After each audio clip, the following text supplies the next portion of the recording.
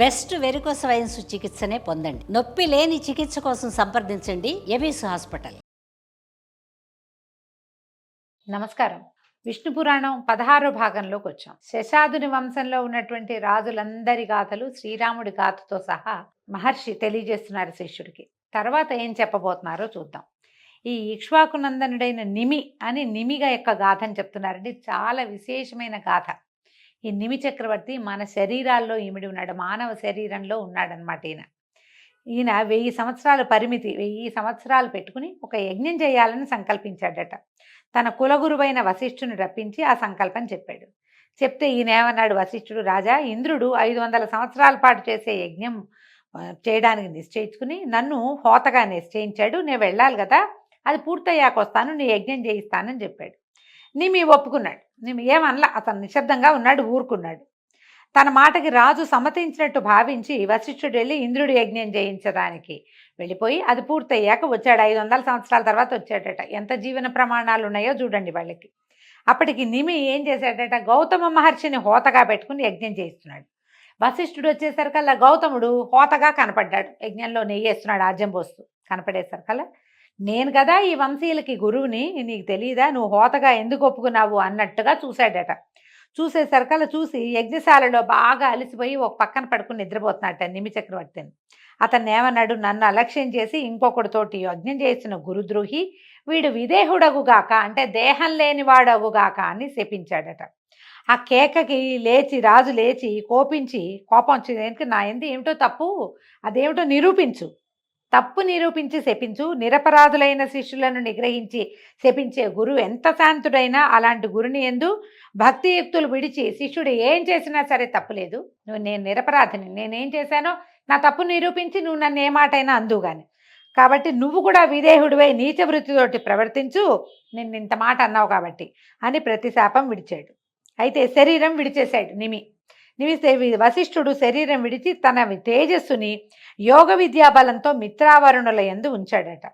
అయితే ఏమైంది, కొన్నాళ్లకి ఊర్వశిని చూసి మోహించిన మిత్రావరుణుల తేజస్సు జారిపడి రూపం ధరించగా వశిష్ఠుడు పునః శరీర ధారణం జరిగింది. అతను మళ్ళీ జీవించేశాడట. నిమి శరీరాన్ని వీళ్ళు ఏం చేశారు, గౌతమాది మునులు నూనెతో గంధంతో పాకం చేసి ఆరంభించిన యజ్ఞాన్ని పూర్తి చేశారు.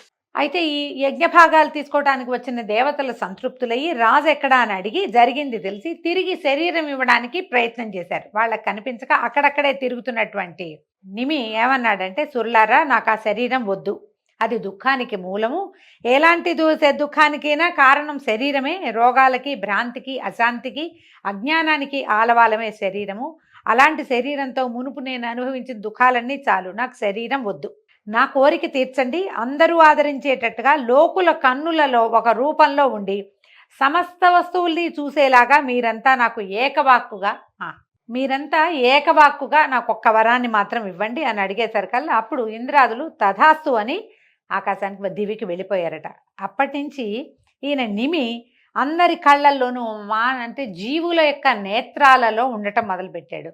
మనం కన్ను మూయటం తెరవటం, ప్రతి వస్తువుని పరిశీలించడం అనేది వాళ్ళ కళ్ళల్లో నిమి ఇమిడి ఉండటం వల్ల జరిగింది. అందుకని మనం నిమేషము అంటాం. దేవతలు అనిమేషులండి, వాళ్ళకి రెప్పపాటు ఉండదు, ప్రాణులకే ఉంటుంది. మనకే భూలోకంలో పుట్టిన వాళ్ళకి, మనలో కూడా రెప్పపాటు లేనిది ఉంది, చేపకి రెప్పపాటు ఉండదు, మిగిలినందరూ రెప్పలారుస్తాం కదా, ఆ చూసేటువంటి దాన్ని నిమేషము అంటారు, రెప్పపాటుని. అతను నిమి ఆ రూపంలో ఉంటాడట.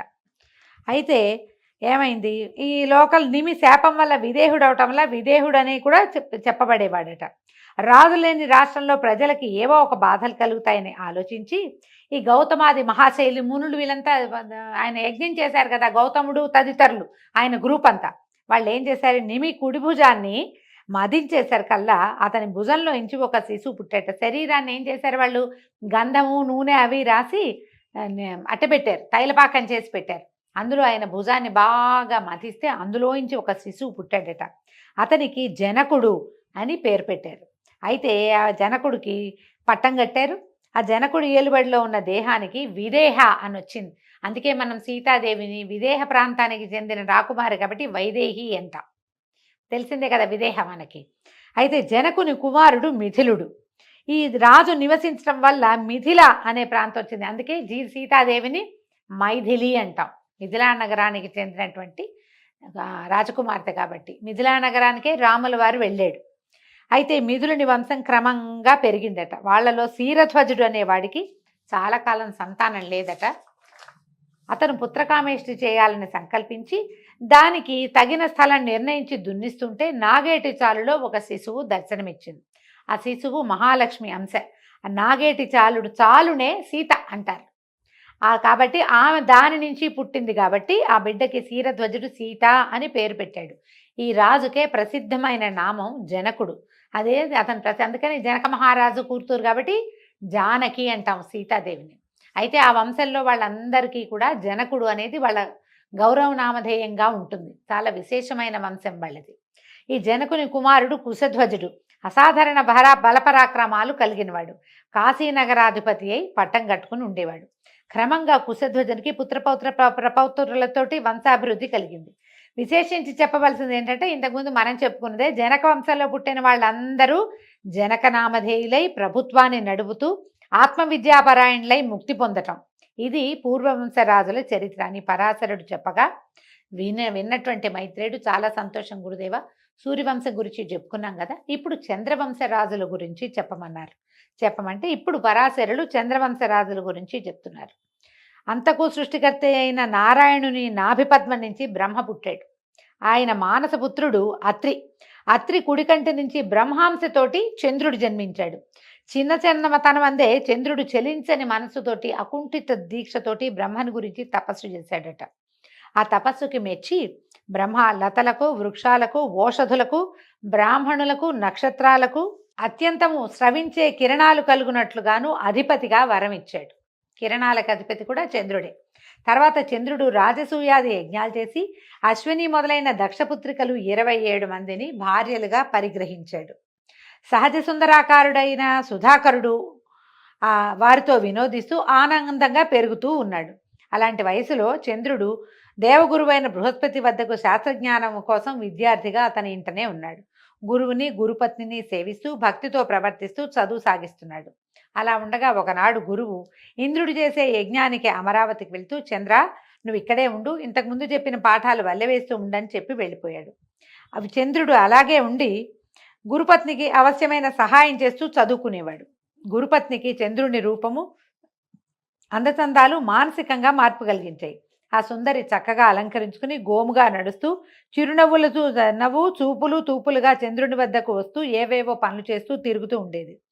గురుదార అయినటువంటి తారాదేవి అలా సవిలాసంగా తిరగటము, సన్నసన్నగా అంటూ ఉండటము, కబుర్లు చెప్పటము, ఏకాంతము చంద్రుడికి మనోవికారం కలిగించింది.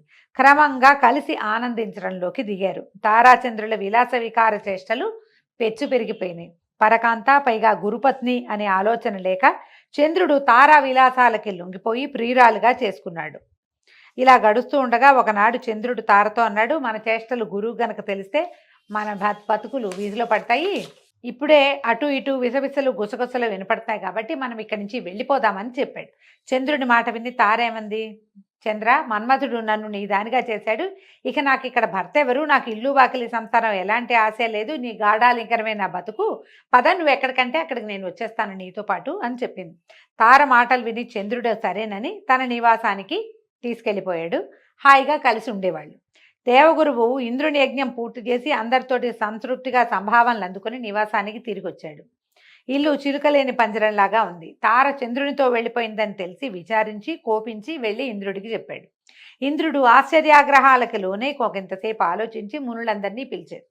చంద్రుని నీచకార్యం వారికి చెప్పి వెళ్ళండి, నయావన్న భయాన ఒప్పించి తారని అప్పగించేట్టు చేయండి, కాదంటాడా కోపించి అదిలించి అయినా సరే తారని తీసుకురండి అని పంపించాడట. మునులు చంద్రుడి వద్దకు వెళ్ళి తగిన సత్కారం సంభాషణలు అయ్యాక నిష్ఠూరంగా బోధించారు. రోహిణీ వల్లభ, ఎప్పటికప్పుడు శృంగార విలాసాలను కువలయానందాన్ని కలిగించే చల్లని గుణాలను, సమయానుసారంగా దేవతలకు మేలు కలిగించే సద్బుద్ధి, గురువునందు ఉండవలసినటువంటి భక్తి విడిచి గురుదార అయిన తారని ఎత్తుకురావడం పాపకార్యం కదా. నువ్వు చేసిన ఈ తప్పుడు పనికి ఇంద్రాదులు నీపై కోపమనస్కులుగా ఉన్నారు. ఎందుకు ఈ రగడ, తారని విడిచిపెట్టు, ఈ లోకంలో నీకు వచ్చినటువంటి అపకీర్తిని బాపుకో అని చెప్పారు. చెప్పేసరికల్లా చంద్రుడు తిరగబడ్డాడు. ఇప్పుడు తన మంత్రి యొక్క భార్యను తీసుకొచ్చానని నన్ను నిందిస్తాడా, తను అట్లాంటి పనులు చేయలేదా, గౌతమ మహర్షి భార్య కోసం ఆశపడి తను కోడికోత కోసి మునిని మోసగించి ఆయన భార్యతోటి కలిసినవాడు చివరికి ముని శాపానికి గురి ముడుచుకుపోయిన శరీరంతో ఇల్లు చేరాడు. నాకు బుద్ధి చెప్తాడా, వెళ్ళండి వెళ్ళండి, అతని చేష్టలను ఎవరికి తెలీదు, నేను తారని విడిచేదే లేదని ముందుకెత్తేశాడు. దాంతో మునులు మొహమాటపడి ఇంకేం చేయాలో తెలియక చంద్రుడితో చెప్పేసరికల్లా ఇంద్రుడు కోపగించి వాళ్ళలో వాళ్ళు శపించుకోలేదండి. దేవగణాలతోటి బృహస్పతితో కలిసి వెళ్ళి సత్యలోకానికి వెళ్ళి ఈ తారా శశాంక వృత్తాంతం అంతా బ్రహ్మదేవుడికి తెలియజేశారు. ఆయన బ్రహ్మ కోపించి అన్ని విధాల పెద్దలైన మునులను కొంతమందిని ప్రేరేపించి మీరు వెళ్ళండి, చంద్రుడికి నేను చెప్పానని చెప్పి తారని తీసుకురమ్మన్నారు. అనేసరికల్లా సరే ఆయన ఏమన్నాడు, చంద్రుడు నవ్వుతూ చెప్పాడట, బ్రహ్మ మాటలుగా మీ మాట విన్నాను మంచిదే, కానీ తారని విడిచిపెట్టను, సాధించాలని అంతా కలిసి పోరాటాన్ని దిగుతారా, ఏం చేస్తారో చెయ్యండి చూస్తానన్నాడు. అమ్మాయిని మాత్రం తారాదేవిని మాత్రం విడిచిపెట్టనన్నాడు. బ్రహ్మ దగ్గరికి వెళ్ళేసరికల్లా ఇప్పుడు వీడిని ఏం చేయాలి అనేది బ్రహ్మ కూడా తెలియలా, కాలానికి వదిలిపెడదామని ఊరుకున్నారు. ఇప్పుడు ఏం చేశారు, అంగిరసాదులు మునులు ఆలోచించుకుని ఇంద్రుణ్ణి బృహస్పతిని ముందుంచుకుని కైలాసానికి వెళ్ళారట. చంద్రుడు చేసిన దుశ్చర్య, తార యొక్క దుష్ప్రవర్తన పరమేశ్వరుడికి చెప్పేసరికల్లా ఆయన ఏం చేశాడట, ఆగ్రహోదగ్రుడై దేవసైన్యంతో చంద్రుడి మీద దాడికి వెళ్ళాడు. శంకరుని రాక తెలిసిన చంద్రుడు రోషభీషణాకారుడై తన సైన్యాన్ని కూడా సమకూర్చుకుని ఎదిరించాడు. యుద్ధం చేశారు. అయితే శుక్రుడు గురువుకి శత్రువు కనుక శుంభాది రాక్షసులను వారి వారి సైన్యంతో చంద్రుడికి తోడుగా పంపాడు. చంద్రుడు మరింత బలము ఉత్సాహము కలవాడే శంకరునితో పోరాడుతున్న సమయంలో బ్రహ్మ వచ్చి యుద్ధాన్ని ఆపి చంద్రుడిని దూరంగా తీసుకెళ్లి బాగా గట్టిగా కేకలేసి కొన్ని చల్లచల్లగా మాటలు కూడా మాట్లాడి నచ్చజెప్పి ఒప్పించి ఈ తారని తీసుకొచ్చి గురువుకు అప్పచెప్పాడు. శివుడు శాంతించి బ్రహ్మాన్ని ప్రశంసించి ఆయన దారిని ఆయన వెళ్ళిపోయాడు. కానీ అప్పటికే తార గర్భవతిగా ఉంది. బృహస్పతి గ్రహించి నీ గర్భాన ఉన్న శిశువు నా వల్ల కలిగిన వాడు కాదు కాబట్టి వీడిని ప్రసవించి విడిచిపెట్టి రమ్మని చెప్పాడట. ఈమె ఒక తోటలో శిశువుని ప్రసవించి పిల్లవాడిని అక్కడే వదిలిపెట్టి వచ్చింది. ఆ శిశువు దివ్యతేజో విలాసుడే మోహనాకారంతో ఉన్నాడు. వాడిని చూసిన తర్వాత పిల్లవాడిని చూసేసరికల్లా గురువు కూడా బృహస్పతికి కూడా వాడు తనకే కావాలనిపించేసరికల్లా వీళ్ళు ఇద్దరు ఈ కుమారుడు నావాడంటే నా భార్యకు పుట్టాడు కాబట్టి నావాడని గురువు, నా వల్ల కలిగాడని చంద్రుడు ఇద్దరు పోరాడుకున్నారు. వీళ్ళంతా ఏం చేశారు, తారాదేవిని తీసుకెళ్ళి అడిగారు, అమ్మ ఈ శిశువు ఎవరి వల్ల కలిగాడు ఏమిటి అని అడిగితే ఆవిడ చెప్పలేదట. అప్పుడు బ్రహ్మదేవుడు వచ్చి సందేహించకుండా ఇతను ఎవరి శిశువో చెప్పమంటే ఆవిడ ఇతను చంద్ర శిశువే అని చెప్పంగానే ఏం చేశాడు బ్రహ్మదేవుడు, శుక్రుడిని ఒప్పించాడు. శుక్రుడు కాదు, మన బృహస్పతిని ఒప్పించాడు. ఇతను నీ కుమారుడు కాదు, అమ్మాయి ఒప్పుకుంది కాబట్టి నువ్వు నీ భార్యను తీసుకుని వెళ్ళిపో, శిశువుని చంద్రుడే తీసుకుంటాడని చెప్పారు. చంద్రుడు ఏం చేశాడు, ఈ శిశువుని ఆదరంగా ఎత్తుకుని ముద్దులాడుకుంటూ కుమారుడిని తీసుకెళ్ళి తనకి అత్యంత ప్రియతమ భార్య అయిన రోహిణికి అప్పచెప్పాడట. ఆమె ఆ బుధుడు అని పేరు పెట్టి ఆ పిల్లవాడిని లాలించి పెంచింది. బుధుడు పెరిగి పెద్దవాడై తపస్సు చేసి అధిక తేజోమూర్తి అయి గ్రహమండలిలో ఒకడుగా ఉన్నాడు. మనుపుత్రి అయిన ఇళయందు కుమారుణ్ణి కన్నాడు. ఇతని ఆ బిడ్డ పేరే పురూరవుడు. ఇంతకుముందు మనం ఇళాదేవి కథ చెప్పుకున్నాం. ఆ ఇళ కథలో పురూరవుడు ఈ బుధుడు, తారాచంద్రుల సంతానమైన బుధుడే పురూరవుని యొక్క తండ్రి.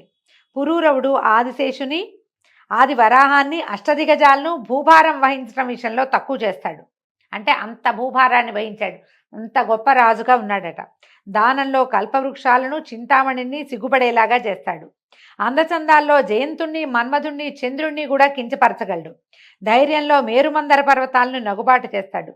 సప్తద్వీపాలను తన ఆజ్ఞలో ఉంచుకుని తన చరిత్రని భావితరాలకి ఆదర్శంగా చేస్తూ భూపరిపాలన చేస్తూ ఉన్నాడు. ఇప్పుడు పురూరవ చక్రవర్తి సంతానం గురించి వస్తుంది.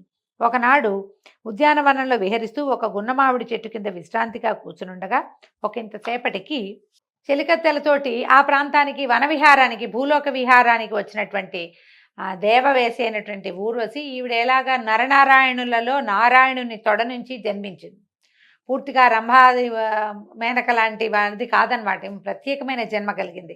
ఆమె సవిలాసంగా చూస్తూ ఉండగా ఈ పురూరవుడు ఆమెను చూశాడు. పద్మాక్షి, నువ్వెవరు, దివ్యస్ఫూర్తితో ఉన్నాయి నీ రూపురేఖలు, నీ తేరు చూస్తే ఒక ప్రత్యేకమైన విలాసం కనపడుతోందంటే ఈవిడ ఈ పురూరవుని అందచందాలకి మెచ్చి, రాజా నా పేరు ఊర్వశి, దేవకాంతని, కొన్నాళ్ళు భూమి మీద ఉండవలసి వచ్చింది, ఇలా వచ్చాను, నీకోసమే వచ్చానని చెప్పింది.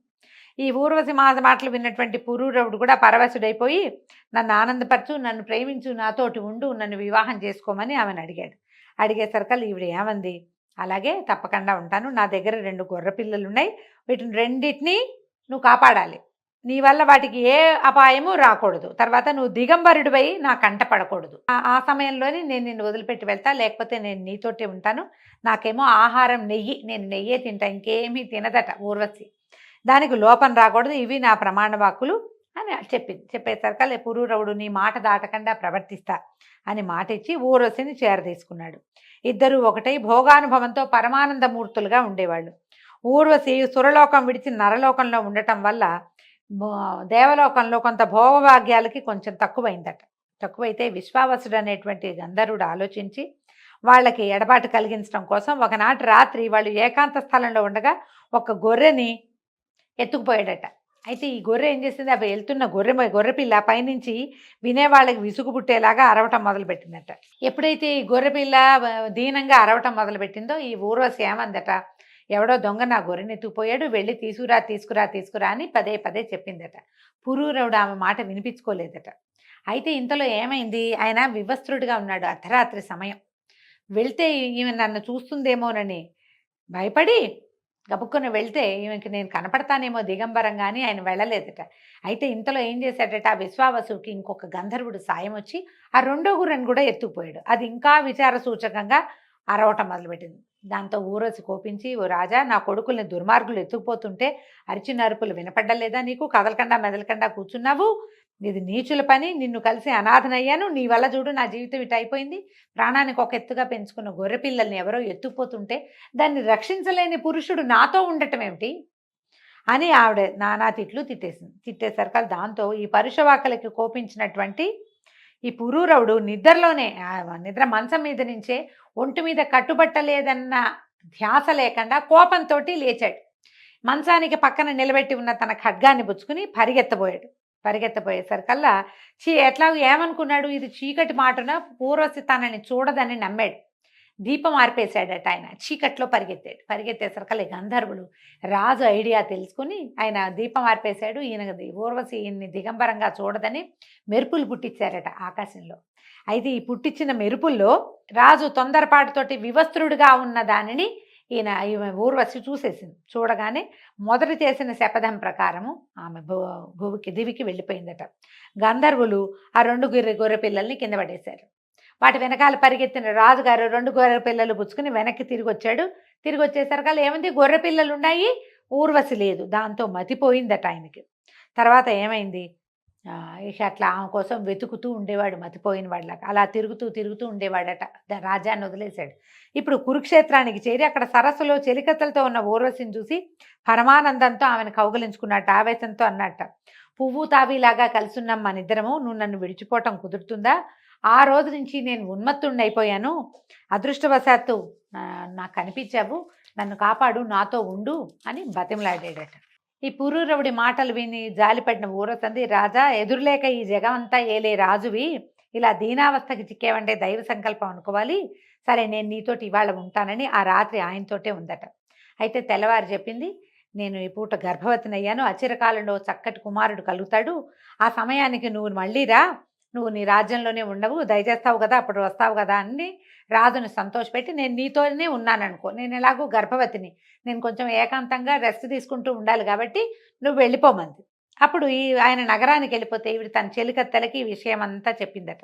చెప్పేసరికి చెలికత్తెలు అన్నారు, 2వ మన్మధుడిలాగా ఉన్నాడు, అసలు ఆయన చూడంగానే మాకు కూడా మనసు చెలించింది, అలాంటి వాడిని నువ్వు ఎందుకు వదిలిపెట్టాలి, నువ్వు మరికొంతకాలం ఈ రాజును సంతోషపెడుతూ అతనితోటి ఉండమంటే ఈవిడేం చేసింది, సరేనని మళ్ళీ రాజుగారి దగ్గరికి, పురూరవుడి దగ్గరికి వచ్చి కొంతకాలానికి కుమారుడు కలిగాడట. వరుసగా 5 కుమారులు కలిగారు. అయితే ఈ విశ్వావసుడు అనే గంధర్వుడు మొదట గొర్రె పిల్లల్ని ఎత్తుకుపోయి ఊర్వశిని ఎడబాటు కల్పించాడు కదా, అతను కొంతమంది గంధర్వులతోటి ఇతని దగ్గరకు వచ్చి, రాజా, నీకు ఊర్వశికి ఎడబాటు కలిగించి ఎన్నో బాధలు పెట్టాము నిన్ను, అవన్నీ మర్చిపో, నీకు ఒక వరం ఇస్తాము, కోరుకోమన్నట్ట. అప్పుడు ఈయన ఏమడిగాడు, శత్రుభీకరమైన పరాక్రమము, రథగజతురగాది సమృద్ధమైన రాజసంపద, ఇంద్రియాలని జయించే శక్తి, మిత్రులను బంధువులను దీనులను ఆదరంగా పోషించగలిగేటువంటి ఆర్థిక స్థితి, ఊర్వశితోటి సహజీవన సౌఖ్యము ఇలా కోరుకుంటే ఆ విశ్వావసువు తథాస్తు అని ఒక అగ్నికుండికని ఇచ్చాడట. ఇచ్చి దీంట్లో ఉన్నటువంటి అగ్నిని 3 భాగాలుగా చేసి యజ్ఞం చేస్తే నీ కోరికలన్నీ నెరవేరుతాయి చెప్పేశారు కదా. ఈ రాజుగారు అది అగ్నికుండికని పక్కన పెట్టుకున్నాడట. అయ్యో వరం కోరుకో అని గంధర్వులు అనంగానే ఈ అగ్నికుండికని అడిగి తీసుకున్నాను. ఊర్వశిని నాకు ఇచ్చేయండి అని అనలేకపోయాను. ఇంకా యజ్ఞాలు కొండన్నవి ఏంటి, ఆమె మీద అపరిమితమైన ప్రేమ కలిగి ఉన్నవాడిని, నాకు ఊర్వశే కావాలని నేను ఎందుకు కోరుకోలేదు అని చాలా ఆలోచించుకుంటూ ఇక నేను ఇక్కడ ఉండనని ఆ అగ్నికుండికని ఏం చేశాడు, అక్కడెక్కడో పెట్టేసి ఇంటికి వెళ్ళిపోయాడట. అడవిలో వదిలేశాడు. ఆయనకి అంటే మనసు పరిపరి విధాల పోవటం మానవులకి ఇలాగే ఉంటుంది. తీసుకుంటే ఎందుకు తీసుకున్నావా అనిపిస్తుంది, వదిలేస్తే ఎందుకు వదిలేసామా అనిపిస్తుంది. ఇంటికి వెళ్ళిపోయాడు. ఇంటికి వెళ్ళిపోయాక ఆయనకు అనిపించింది తెల్లవారుజామున మెలకు వచ్చేసరికి, అయ్యో ఎంత తెలివి తక్కువ తను, గంధర్వులు ఇచ్చిన అగ్నికుండికని అక్కడే వదిలిపెట్టానే, పోయేది తీసుకొచ్చి దాంతో యజ్ఞం చేస్తానని అగ్నికుండిక కోసం మళ్ళీ వెనక్కి వెళ్ళాడు. రాత్రి ఒక ఊహ వచ్చింది, తెల్లవారేసరికి ఊహ మారింది. మన ఊహలు మారుతాయి కానీ విషయాలు కూడా అవే మారిపోతాయి కదా. మన ఊహ ఎట్టా మారిందో విషయం కూడా మారిపోతుంది. అక్కడికి వెళ్ళేసరికల్లా ఏమైంది, ఆ అడవిలో ఆ అగ్నికుండిక లేదు. ఏ కుండాన్నైతే వాళ్ళు ఇచ్చారో దాంట్లో ఆ అగ్నిని పెట్టి అది ఎక్కడ కనిపించాలి. అటు ఇటు వెతికి చూస్తే ఒక జమ్మి చెట్టు, ఒక రావి మొక్క, దాంట్లో ఒక రావి మొక్క కనపడ్డాయిట. అప్పుడు ఏమనుకున్నాడు, ఓ ఆ అగ్ని ఈ చెట్టుగా మారి ఉంటుందని మునులను రప్పించి ఏం చేశాడట, ఈ వేదమాతృకమైన మంత్రాన్ని ఉచ్చరిస్తూ ఆ చెట్టుని నరకడానికి సంసిద్ధుడయ్యాడు. ఆ పని కాగానే ఆ మంత్రాక్షరాల సంఖ్యతో సరైన అంగుళాల నిడుపున అరణిని కల్పించి అగ్నిని సృష్టించి అందరూ అద్భుతంగా ఉంది అని చెప్పేటువంటి యజ్ఞాన్ని నెరవేర్చాడు. దాని ఫలితంగా ఊర్వశి అతని సొంతమైంది. అలా కోరిక తీర్చుకుని అన్ని లోకాల్లోనూ ఊర్వశితోటి విహరిస్తూ వచ్చి రాజ్యాన్ని నీతియుక్తంగా జనరంజకంగా పరిపాలిస్తూ ఉన్నాడు. దీంతో ఊర్వశీ పురూరవ సంవాదము పూర్తయిందండి. ఈరోజు దీంతో సమాప్తం. రేపు ఉదయం మళ్ళీ తరువాయి భాగంలో కలుసుకుందాము. నమస్కారం.